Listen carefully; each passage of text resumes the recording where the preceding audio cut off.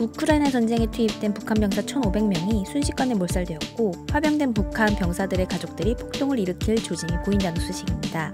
러시아의 푸틴 대통령과 북한의 김정은은 2024년 6월 21일 평양에서 포괄적 전략 동반자 협정을 발표하며 사실상의 군사동맹을 선언했습니다. 러시아는 북한에게 군사기술, 식량, 에너지를 지원하고 북한은 러시아에게 무기와 병력을 제공할 것으로 예상되었습니다. 볼로디미르 젤렌스키 대통령은 이러한 상황에 대해 다음과 같이 말했습니다. 2,400만 명을 노예로 부리는 김씨 정권이 러시아의 침략에 동조하고 있다. 김정은은 돈 때문에 병사들을 사지로 내몰고 있다. 그 병사들은 우리의 합법적인 표적으로 완전히 몰살될 것입니다. 북한 병사들이 불필요한 죽음을 겪지 않도록 탈영을 유도하겠다. 북한에서 새로 도착한 전쟁 포로를 수용하기 위해 가까운 장래의 전선의 여러 부문에서 포로가 된 최초의 북한 점령군이 이곳에 도착할 것입니다. 수용소의 전쟁 포로들은 별도의 수면 공간을 갖춘 크고 따뜻하고 밝은 방에 수용됩니다.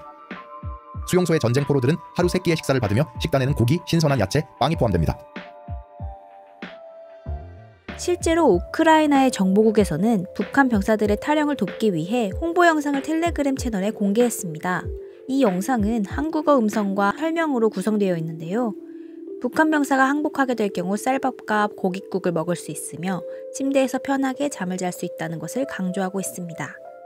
이것은 아마 북한 김일성이 1964년에 북한의 모든 국민들이 쌀밥에 고깃국을 먹을 수 있는 부유한 생활을 약속한 사건을 비꼬는 것으로 보입니다. 쌀밥에 고깃국을 먹고 싶다면 북한 정권이 아니라 우크라이나의 품으로 오라는 것이죠. 다소 아쉬운 것은 영상 속 한국어가 북한식 한국어가 아니라 남한식 한국어이기 때문에 북한 병사들이 이해하기 어려울 가능성이 있다는 것입니다.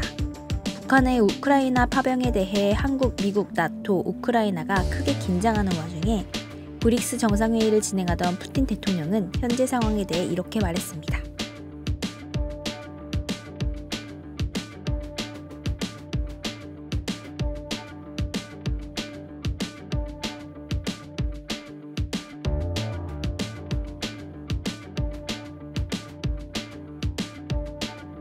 전문가들은 이러한 러시아의 태도에 대해 크게 비판하고 있습니다.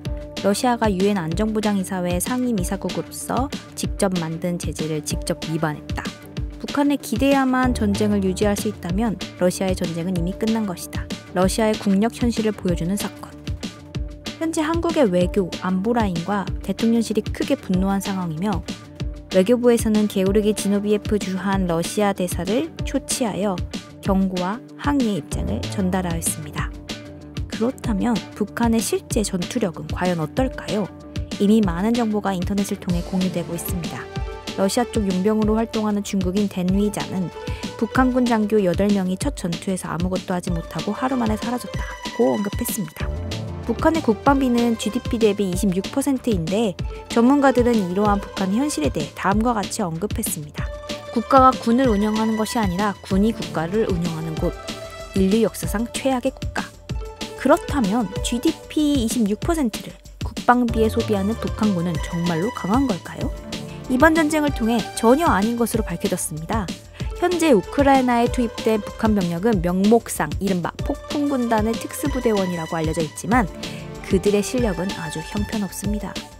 현재 북한의 군입대 신체검사 기준은 키 142cm에 43kg입니다. 한국의 유명 걸그룹의 키가 웬만해서는 170cm라는 것을 감안하면 북한 병사가 한국의 걸그룹과 싸워서 이기는 것조차 장담할 수 없습니다.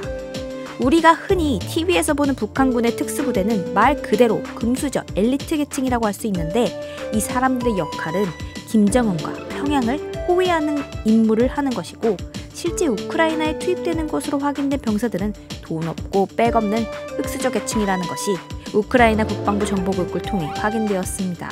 이 우크라이나 국방부 정보국의 키릴로 부다노우 국장은 1986년생의 아주 젊은 군인으로 러시아 침공이 몇 월 며칠 몇 시인지까지 정확하게 예측한 것으로 유명합니다. 최근 부다노우 국장은 북한군은 크루스크 지역에 배치될 것이며 여러 장군, 장교가 투입될 것입니다. 라고 발언했으며 또한 북한군 병사 2,000명이 블라디보스토크에서 훈련을 마치고 투입되었습니다. 현재까지 투입된 북한 병력은 3,000명이며 12월까지 1만 명이 넘는 병력이 투입될 것입니다. 라고 발언했습니다. 부다노우 국장이 언급한 쿠르스크라는 지역은 매우 중요한 곳입니다. 이 지역은 과거 1943년 2차 세계대전 당시 인류 역사상 최대 규모의 전투가 일어났던 지역인데요. 1943년 7월 5일에서 8월 23일까지 50일 동안 대략 270만 명의 병사들이 싸우며 68만 4천 명이 사망했던 지역입니다. 그렇다면 왜 하필 쿠르스크 지역일까요? 쿠르스크 지역은 우크라이나와 러시아의 국경 부근에 있는 러시아의 도시인데요. 2024년 8월 6일 우크라이나군의 기습으로 현재 우크라이나가 점령 중이기 때문입니다.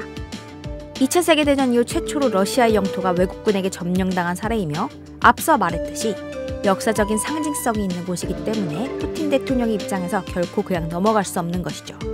이런 복합적인 이유로 북한 병사 1만여 명을 쿠르스크에 투입한다는 결론에 도달한 것입니다. 그러나 전문가들은 북한 병사 1만여 명의 역할에 큰 의문을 갖고 있는데요. 2024년 2월 24일 전쟁이 시작된 이후 현재까지의 러시아 병력 손실은 68만 4,280명으로 현재도 매일 1,100명에서 1,300명의 러시아군이 손실되고 있는 상황입니다. 1만 명이라는 숫자가 사실은 그렇게 크지 않다는 것이죠. 거기다가 쿠르스크 지역에 있는 우크라이나군은 이름만 특수부대인 북한군과 달리 거의 3년째 전쟁 중인 우크라이나의 진짜 최정예 특수부대가 서방에게 지원받은 첨단 무기를 사용하고 있는 지역이라는 것입니다.